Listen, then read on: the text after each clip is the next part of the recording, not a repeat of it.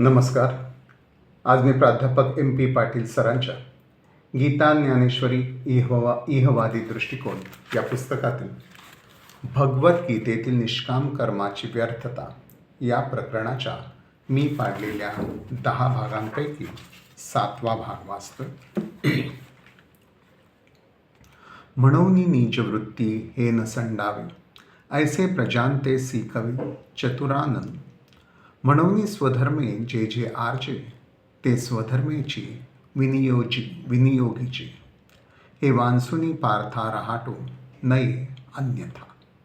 या स्वधर्म कर्मापासून दुसऱ्या मार्गाने चालू नये अशी आज्ञा करणारी ब्रह्मा प्रजाची आद्यकथा ज्ञानेश्वरीकार मुरारी मुखाने सांगतात आणि त्याच्याच मुखाने स्वधर्म यज्ञाचा पुरस्कार करतात. जे संपत्ती जात आघवे, हे हवन द्रव्य मानावे, मग स्वधर्मो यज्ञ अर्पावे आदिम पुरुषी.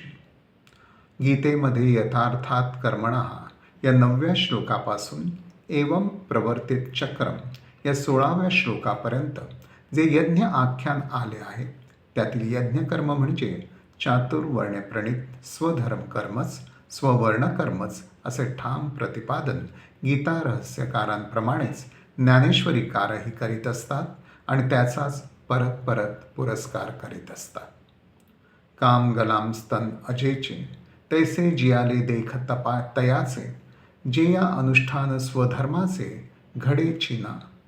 म्हणून आई के पांडवा, स्वधर्मू कव्हणी न संडावा, जगी कीर्तते रूढवी, स्वधर्माचा मान वाढवे.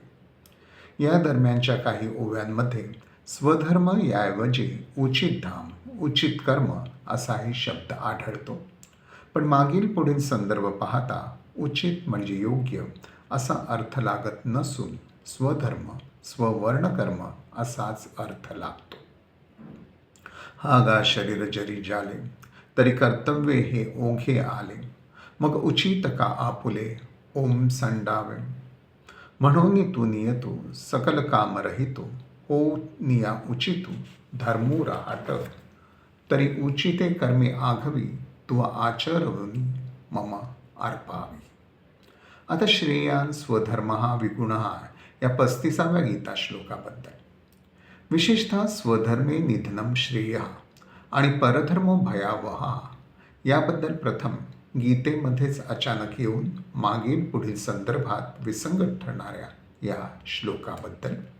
32व्या श्लोकापर्यंत निष्काम कर्म, निष्काम वर्णकर्म केल्याने वा न केल्याने काय परिणाम होतात हे सांगून झाल्यावर तो विषय तेथे संपतो. 33-34 श्लोकापासून नवा विषय सुरू होतो. तो म्हणजे ज्ञानवानांसहित सर्वच माणसांच्या इंद्रियांच्या ठिकाणी असणाऱ्या आसक्ती अनासक्ती याबद्दल. 34व्या गीता श्लोकात इंद्रियांची विषयाबद्दलची आसक्ती आणि अनासक्ती रागद्वेष ही मूळचीच ठरलेली असते. त्या प्रीतिद्वेषाच्या ताब्यात आपण जाऊ नये, त्या मूळ प्रकृती स्वभावानुसार आपण वागू नये, कारण ते मनुष्याचे वाटमारे शत्रू आहेत असे प्रतिपादन आहे. रागद्वेषयुक्त प्राकृतिक स्वभावाचा निषेध करणाऱ्या या श्लोकानंतर स्वधर्माचा स्ववर्णकर्माचा आग्रह धरणारा श्लोक अचानक मध्येच येणे मुळीच सुसंगत ठरत नाही. विषयाची आसक्ती अनासक्ती यातून सुटण्याचा मार्ग सांगणारा श्लोक या ठिकाणी येणे आवश्यक होते. पण जो येथे श्लोक येतो तो श्रेयान स्वधर्मा स्वधर्मे निधनम श्रेय असे स्वधर्माचे स्ववर्णकर्माचे प्रतिपादन करणारा व स्वधर्मकर्माने स्ववर्णकर्माने आसक्ती अनासक्ती यातून सुटका कशी होणार, या श्लोकामध्ये स्वधर्माबाबतची जी निष्कामता तीही सांगितली नाही. पण हे असे मध्येच विसंगत ठरणारे प्रतिपादन येऊन जाते आणि 36व्या श्लोकापासून 33-34व्या श्लोकामध्ये सुरू केलेल्या माणसाच्या प्राकृतिक स्वभावाबद्दलचे विवेचन परत सुरू होते. अथ केन पापम चरती पुरुषः. 36 हा अर्जुनाचा प्रश्न, काम क्रोध सदतीस हे त्याचे उत्तर आणि या अध्यायाच्या अखेरपर्यंतच्या 43-7 श्लोकात केलेले त्याचे विवरण हा सारा प्रकार म्हणजे 34व्या गीता श्लोकाचाच विस्तार झाला. या 34व्या श्लोकातच अर्जुनाचा प्रश्न आणि त्याचे उत्तरही अनुस्यूत होते. 36व्या श्लोकाच्या रूपाने अर्जुनाचा तो प्रश्नही येण्याचे कारण नव्हते.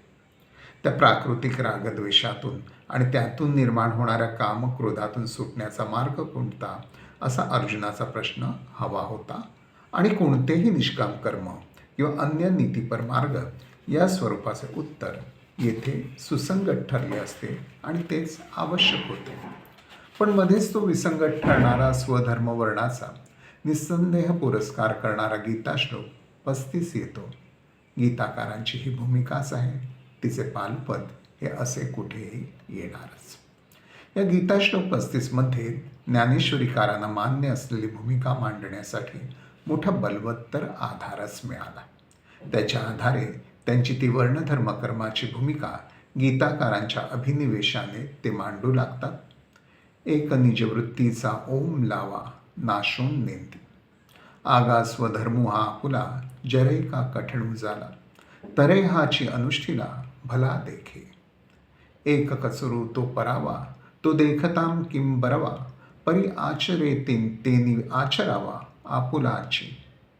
या त्यांच्या विषमता प्रेरित अभिनिवेशाला दृष्टांत आणि प्रश्नालंकारांनीच आणखीच उठाव देतात. साघे शूद्र गहे आघवी, जरे पक्वाने आथी बरवी, तिथे द्विजेम केवी सेवावी, दुबला जरहे. हा ज्ञानेश्वर आणि एकनाथ यांच्यामधील फरक. आणि शूद्रा घरी पक्वान्य कुठचे? शिळे अन्न आणि मेलेले कुजलेले मांस हे तत्कालीन समाजाने त्यांच्यासाठी राखलेले पक्वान्न होते. तरी लोकांची धवलारे देखून या मनोहरे, असती ताणारे सांडवी केवी. बहुंशी चातुर्वर्णी व्यवस्थेतील विषमता टिपणारा हा दृष्टांत. पण तऱ्हाणांऐवजी आम्ही आमच्यासाठी तशी धलवारे का बांधू नयेत? हा विद्रोही प्रतिप्रश्न का विचारू नये? आणि बांधणारच असेही कृतीपूर्ण उत्तर का देऊ नये? हे असो वनिता आपुली, कृप जरे जाली, तरे भोगिता तेची भली, जिया परी. हे जे प्रतिपादन आहे त्याला हा दृष्टांत समर्पक आणि नैतिकदृष्ट्याही योग्य आहे. पण वर्ण हा जन्मजात असतो आणि वनितेबाबत योग्यतेनुसार ती परस्परांची निवड असते. दृष्टांत शैलीतील अर्थ पूर्णांशाने घ्यावयाचे नसतात. हे जरी खरे असले तरी ज्ञानेश्वरीकारांचा स्वधर्म कर्माविषयाचा अभिनिवेश त्यातून स्पष्ट होतोच. तो असाच पुढे चालू राहतो. तरी स्वधर्मे ची सुरवाडू पारत्रिकी, म्हणून आणि कांसी जे विहित, आणिक आपणे या अनुचित, ते नाचरावे जरी हित विचारीचे. या स्वधर्माते अनुष्ठिता, जरी वेचू होईल जीविता, तोही नौका न उभयता दिसत असे.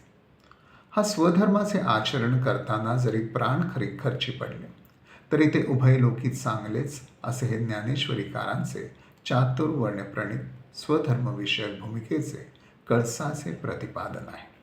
आणि खरोखरीच या चतुर्थ शूद्रवर्णाचे तसल्या स्वधर्माचे आचरण करताना, त्याच्या माथी मारलेल्या वर्णकर्माचे आचरण करताना प्रत्यक्षात अहोरात्र प्राणच खर्ची पडत होते.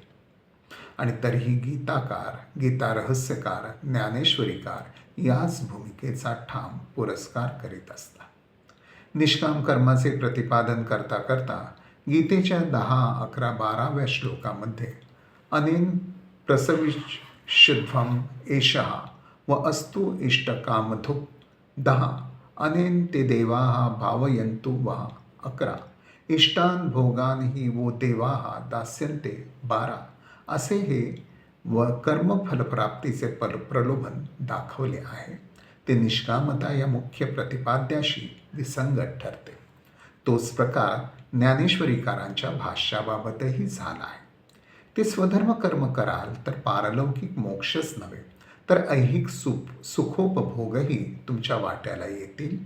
या ज्ञानेश्वरीकारांच्या प्रतिपादनात फलाशारहिततेपेक्षा स्वधर्माच्या नावाने वर्णकर्माला महत्त्व दिले आहे असे प्रकर्षाने जाणवू लागते. निष्कामता बाजूला ठेवून या फलासाठीच हे स्वधर्मकर्म वर्णकर्म करावे असेच येथे स्पष्टपणे सूचित होते. एयांते उपासा मग आपैसे कामपुरती, देखाम स्वधर्मा ते भजाल तरी कामधेनू का होईल. एया स्वधर्म पूज्य पूजिताम देवगणाम समस्ता, योगक्षेमो निश्चिता करीती तुमसा. तेथ तुम्ही जे करू म्हणाल तै अपैसे सिद्धी जाईल, वांछित ही पुरेल मानसीचे. वाच सिद्ध पावाल आज्ञापक होवाल, म्हणेई तुम ते मागतील महासिद्धी. ही फलसिद्धी सांगताना त्यांच्या अलंकारण शैलीलाही बहर येतो. जैसे ऋतुपतीचे द्वार, वनश्री निरंतर, ओम लगे फलभार लावण्यसी. तैसे सर्व सुखे सहित दैवची मूर्तिमंत, येईल देखा काढत तुह्या पाठी. ज्याप्रमाणे अरण्याची सौंदर्य लक्ष्मी ही फलसमृद्धी आणि लावण्य यांच्या समवेत ऋतुराज वसंताच्या द्वारावर नित्य सेवा करते, त्याप्रमाणे साक्षात देहधारी दैवच सर्व सुखे बरोबर घेऊन तुमचा माग काढत येईल अशी ही फलसिद्धी आहे. त्या फलसिद्धीची पूर्णता अशी आहे. ऐसे समस्त भोग भरित वाल तुम्ही अनार्थ, जरी स्वधर्मे कनिरत वर्ताल बापा. जर केवळ आपल्या धर्माच्याच वर्णाच्याच ठायी निमग्न राहून तुम्ही वागाल तर वरील प्रकारच्या सर्व उपभोगांनी तुम्ही परिपूर्ण व्हाल. सर्व सुखाच्या उपभोगांची फलप्राप्ती झाल्यानंतर तुम्ही निष्काम निरीच्छ अनार्थ व्हाल. या म्हणण्याला अर्थ काय उरतो? सर्व सुखे भोगल्यानंतर निष्काम निरीच्छ व्हायला काय जातं? ही विसंगती जरा बाजूला ठेवून इथे भर कशावर दिला आहे हे लक्षात घेणे जरुरीचे आहे. आपल्या धर्मानुसार वर्णानुसार कर्मे केली तर अनेक सुखोपभोग वाट्याला येतील अशी प्रलोभने दाखवून वर्ण कर्म करणे हीच महत्त्वाची गोष्ट आहे. हेच धर्मकार्य आहे. हेच येथे मांडावयाचे आहे. निष्कामता इत्यादी नंतरच्या गोष्टी. प्रथम वर्णकर्म करणे ही महत्त्वाची गोष्ट, ते केलेच पाहिजे. इतकेच नव्हे तर स्वधर्मानुसार स्ववर्णानुसार जर कर्म केले नाही तर वर्णकर्म न करणाऱ्याला ज्ञानेश्वरीकार असा भीतीयुक्त परिणामांचा धाक घालीत आहेत की त्यातून ते कठोर शिक्षा सुचवित आहेत असेच वाटत राहते. हा निजुधर्म जे सांडे कुकर्मी रती घडे. नीच कर्म म्हणजेच आपले वर्णकर्म सोडले तर तुम्ही कुकर्माकडे, निषिद्ध कर्माकडे, पापकर्माकडे ओढले जाल. मग पापकर्माला शिक्षा आली असा हा धाक आहे. इथे हा 7वा भाग थांबवतो. धन्यवाद.